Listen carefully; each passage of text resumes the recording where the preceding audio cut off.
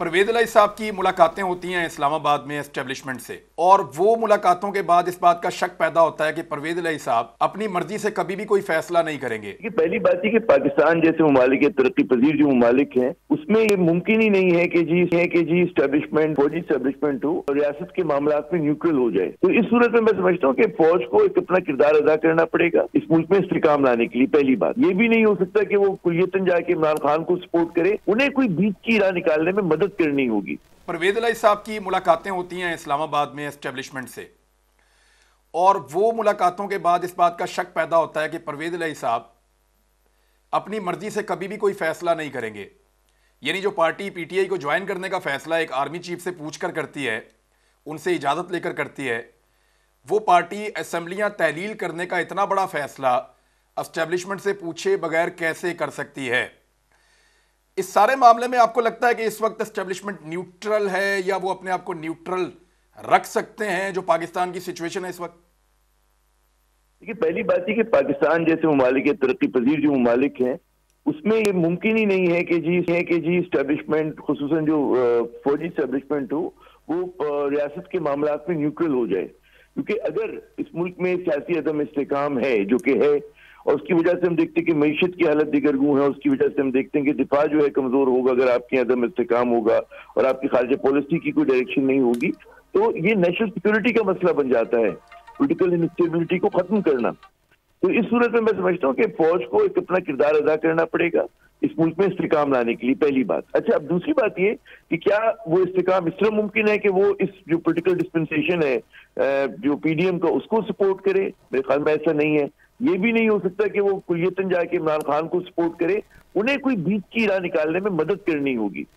और वो बीच की राह ये हो सकती है कि जो मैक्सिमलिस्ट पोजीशन ली हुई है दोनों पीडीएम ने और पीटीआई ने, उनको किसी बीच के उस पर लेकर आए। और इंतखाबात तो होने हैं, लेकिन आप ये नहीं कर सकते कि पीडीएम की ख्वाहिश के मुताबिक जी वो अगले बरस अगस्त में हो या उसके बाद उनको 1 साल की मजीद लीज मिल जाए, क्योंकि अगर ऐसा हुआ तो मुल्क में खलफिशार और बढ़ेगा। तो और हाँ, अगर इमरान खान चाहते हैं कि कल असेंबली डिसॉल्व हो जाए, ये भी मुमकिन नहीं है। तो अगर ये तय किया जाए कि जी अगला बजट, जून का जो बजट है वो नई हुकूमत दे, ताकि वो बजट जो हो वो फायर फाइटिंग का बजट ना हो, बल्कि वो बजट इसलिए हो कि रिफॉर्म हो, और रिफॉर्म के लिए वही हुकूमत लाके कर सकती है कि जो 5 साल के मैंडेट के साथ आए, जो भी हुकूमत आए। तो मेरे ख्याल में फौज को एक अपना किरदार अदा करना पड़ेगा, नच करना पड़ेगा दोनों फरीकों को। मैं नहीं कह रहा कि इसमें इसको जो बाज लोग कहेंगे, वो तो कहते हैं कि हम एपॉलिटिकल हैं, हमारा तो कोई रोल नहीं है इस वक्त, पॉलिटिकल लोग खुद ही तय कर लें।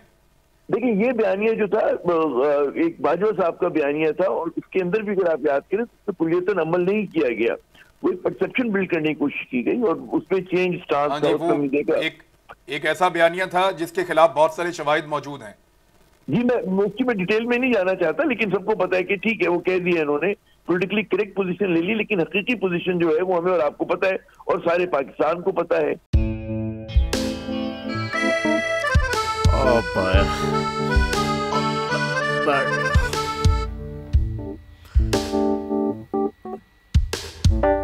इंतशार से निकलने का वाहिद हल इंतखाबात हैं।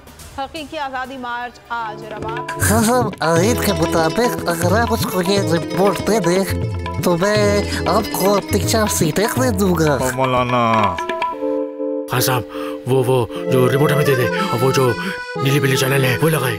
जाओ शबास। हम ऐसा टीवी देखते ही नहीं जिसका रिमोट हमारे हाथ में ना हो। और यहाँ पे कोई 2 नंबर ही नहीं चलेगी। और हम कोई गुलाम है जो आप रिमोट मांगे हम दे दें? Absolutely not. यहाँ पे सिर्फ पाकिस्तान का नंबर 1 चैनल चलेगा, बोल, जो हकीकी सहाफत की जंग लड़ रहा है। पाकिस्तान के लिए कोई और नहीं, सिर्फ बोल खड़ा है। आप सब भी बोल देखें।